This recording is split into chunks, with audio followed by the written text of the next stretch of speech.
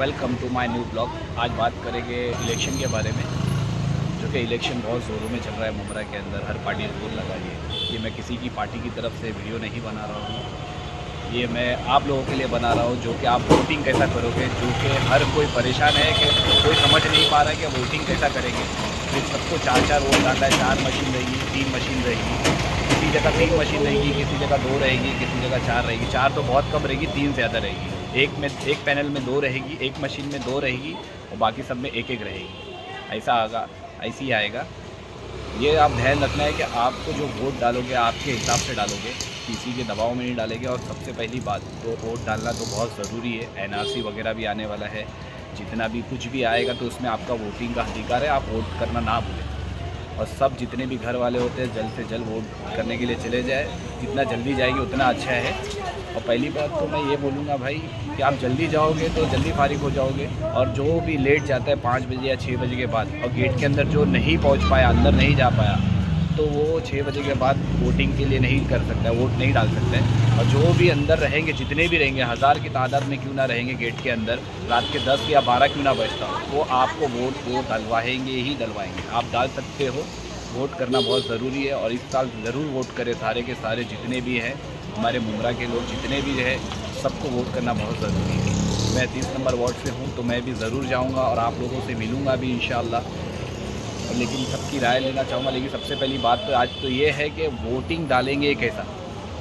Vote आपको 4 करने हैं, 3 पैनल आएंगे, ठीक है। और सबसे पहला लेडीज़ और जितने भी बुज़ुर्ग हैं उनको ये कहूँगा कि अपने जितने भी आपके घर वाले कोई नौजवान होंगे उनसे पूछ लेना कि वोटिंग कैसा करना है। और आप लोग भी अपने घर में लोगों को बता देना, लेडीज़ और जेंट्स और कोई भी हो, उनको बताना बहुत ज़रूरी है आप वोट कैसा करेंगे। तो आप लोग वोट करने जाओगे तो आराम से रिलैक्स होकर जाइएगा।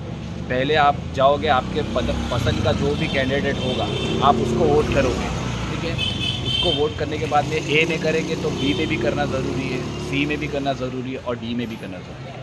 अगर आप ये 4 वोट करोगे तो आपका वोट मायने करेगा। अगर आपने ए में कर दिया और बी में छोड़ दिया, सी में छोड़ दिया, डी में छोड़ दिया, तो आपका वोट मायने नहीं रखेगा। अगर आप एक भी वोट मिस करते हो तो आपको वोट नहीं मिले। और ये ज़रूरी नहीं है कि आप चारों वोट एक ही पार्टी को डाल सकते हो, आप अलग अलग पार्टी को भी डाल सकते हैं।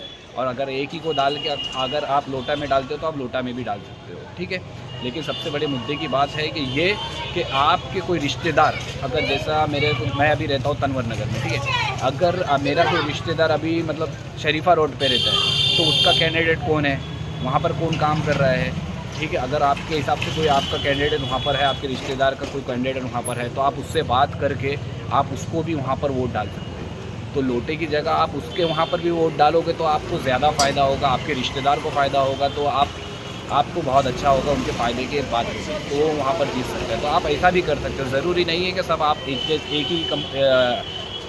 एक ही को वोट डाल सकते, तो ऐसा कुछ नहीं, आप सबको डाल सकते हो, अलग अलग पार्टी को वोट डाल सकते हो। तो ये ध्यान रखना है।